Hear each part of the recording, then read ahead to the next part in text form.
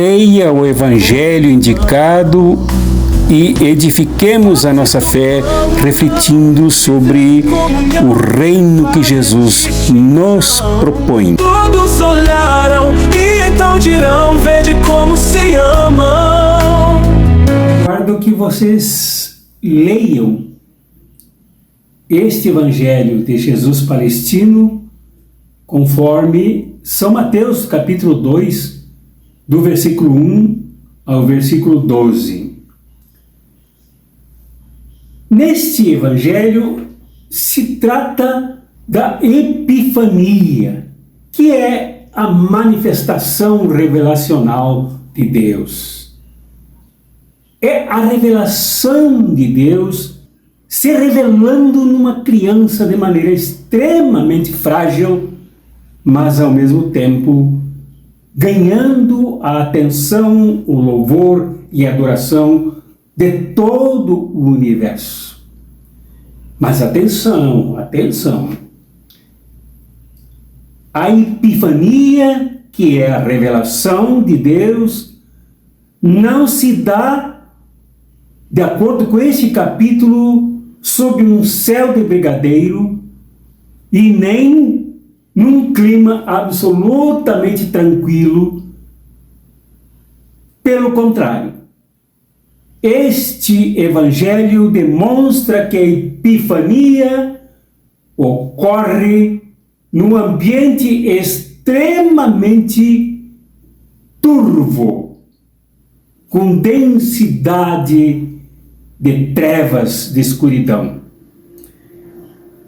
E aqui há uma ebulição de fatores que não esgotam esta circunstância descrita e narrada pela comunidade de São Mateus com referência à Epifania. Pois aqui se misturam Herodes, os magos, Maria, José, a criança, o clero da religião dominante.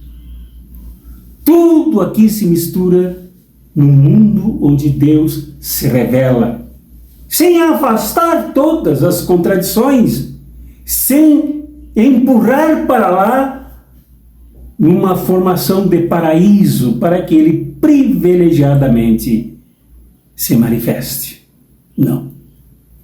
Aqui está Herodes. Herodes o Magno. Herodes o Poderoso, aquele que dominou esta região da Palestina dos anos 37 ao 4 antes do nascimento de Jesus. Portanto, Jesus teria nascido 6 anos antes da nossa era. E aqui, nesse ambiente, quando Mateus abre essa narrativa, apresenta Herodes para mostrar que num ambiente dominado pelo sanguinário, pelo tirano que não poupou nem mesmo seus 3 filhos, matando-os na concorrência pelo poder. A Epifania se dá sob um regime tirano que representa a ocupação econômica, política e militar da Palestina. É aqui que Deus se revela. É aqui que floresce Deus nesse ambiente. Aqui, quando os magos chegam em Jerusalém, entendendo por experiências, conversações anteriores, que aqui nasceria o Rei dos Reis, o Messias, o Filho de Deus, procuraram orientação exatamente com Herodes. Aqui é um momento de escuridão, tanto que eles saíram das proximidades do tirano e se perderam. Tal era o ambiente escuro em que afundava Jerusalém e a religião desse clero traidor.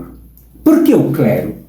Porque aqui os sumos sacerdotes, os fariseus, os saduceus, foram chamados por Herodes para dizerem onde, segundo as Sagradas Escrituras, segundo os profetas, nasceria o Messias.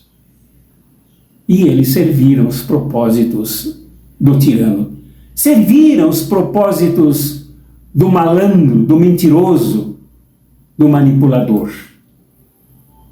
Indicaram, é em Jerusalém, é em Belém, a terra de Davi, lá, de acordo com como indica o profeta Isaías, é lá. Entregaram a criança, entregaram os magos, entregaram o conhecimento que eles traziam, entregaram o louvor deles, a adoração deles, entregaram tudo nas mãos do tirano. Mas antes deles saírem, Herodes, o fake news, o mentiroso, chamou e disse: olha, eu envio vocês para lá para verem o menino, e quando souberem onde ele se encontra, voltem por aqui e me digam onde que eu também quero adorá-lo. A mentira, a manipulação, a diplomacia a favor das trevas, a favor da tirania, a favor do mal, em cujo ambiente Deus se revelou. E também a estrela. A estrela é o sinal de que Jesus, ao revelar Deus, ao realizar a epifania, convida todo o universo para que participe. E a estrela é a representação também disso, de que o universo se curva diante daquele, como disse o Evangelho e a comunidade de João, aquele que se tornará carne diante de quem toda a humanidade e o universo se dobram em adoração, em louvor e não em submissão e não em perda de liberdade. Mas, finalmente, vale ressaltar que no meio dessas trevas todas, dessa escuridão, dessa tirania, dessa ditadura, dessas mentiras, dessas enrolações, dessas más diplomacias, houve o tirocínio, a inteligência, a sensibilidade dos magos. Estes que representavam essa outra parte da humanidade, que escapara da dominação da religião, do clero de Jerusalém, do clero dominante do templo, do clero subserviente aos interesses do Império Romano, estes que representavam aqueles que não eram judeus, aqueles que eram considerados pagãos, estes são os que se ajoelham, quando nem mesmo em Jerusalém ninguém sabia de que se tratava esse assunto, que agenda era essa. Eles sabiam, temiam tanto esse sanguinário que já matara os macabeus, que já extinguira quase toda Jerusalém no passado. Todos temiam que alguém apontasse um concorrente seu, o rei que nascia. Então, diante disso tudo, os magos foram até Belém, foram até a casa, de acordo com Mateus, aqui é uma casa, de acordo com Lucas é uma estrebaria. Aqui Jesus já estava em torno da idade de 2 anos quando eles chegaram. Aqui na casa onde estavam Jesus, Maria e José, aqui eles adoraram e depois, ao retornar, na linguagem de Mateus, em sonho lhes foi revelado que não voltassem por Herodes. Então eles tomaram outro caminho. Isto é, enganaram o tirano, enganaram a tirania, enganaram a mentira, enganaram aquele que usaria as informações que possivelmente eles lhes dessem, para depois matar Jesus como matou os meninos de 2 anos para baixo. Então é preciso enganar a tirania, sim. É preciso não dar as informações para o ditador, não dar as informações para o Messias do mal, não dar as informações para aquele que mata, para aquele que mente, para aquele que conta com o apoio da religião, com o apoio do clero, com o apoio da manipulação da fé e a manipulação dos que creem, para que ele praticasse o genocídio e o crime que atingisse Jesus. É preciso muitas vezes é preciso que usemos outros caminhos, que não aqueles traçados, engenhados, desenhados, mapeados pelos dominadores. Isso quer dizer para nós que nunca devemos submeter a fé no Deus que se revela, no Deus que se torna terra, que se torna gente, que geme, que chora como uma criancinha. Nunca devemos confiar esta nossa fé à manipulação de quem quer que represente esse tipo de clero, esse tipo de manipulador da religião, esse tipo que olha no mapa e entrega ao inimigo. Está aqui, ó. Matam, destroem, estuam. Como já aconteceu na Alemanha, aconteceu na Itália de Mussolini, aconteceu no Brasil da ditadura militar, no Brasil desencaminhado no tempo de Bolsonaro. Aconteceu isso tudo com religiosos que entregaram nas mãos do derramamento de sangue da tirania o sangue dos inocentes. É preciso que eles não tenham essas informações, as informações que libertam, as informações dos justos, as informações da justiça, as informações que visam criar um mundo novo. Se os magos se enganaram quando se dirigiram a Jerusalém, pensando que Jesus nasceria no palácio como para ele seria natural, também se deram conta que naquele tipo de palácio Deus não pode se manifestar.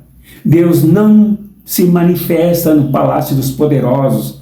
Deus não se manifesta nem nos templos das religiões dos poderosos. Deus se manifesta lá em Belém, que quer dizer casa do pão, lá onde o pão é feito e é partilhado.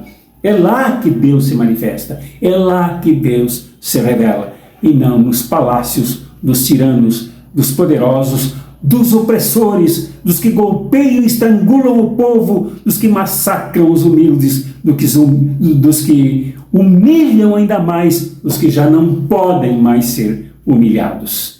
Não é lá, mas é no meio do povo que Deus se revela, e é no meio do povo que nós nos encontramos com Jesus, que é aquele que manifestou Deus na sua plenitude entre nós, Emmanuel, Deus conosco, caminhando na nossa história, nos ajudando a trilhar brilhantemente, luminosamente, sob e dentro e a partir da revelação do próprio Deus. Que a bênção deste Deus que se revela,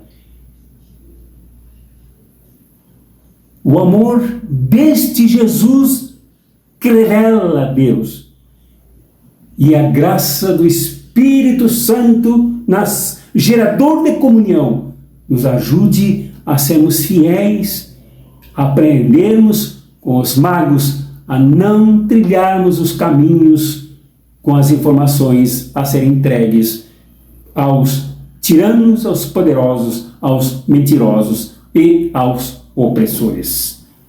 Amém.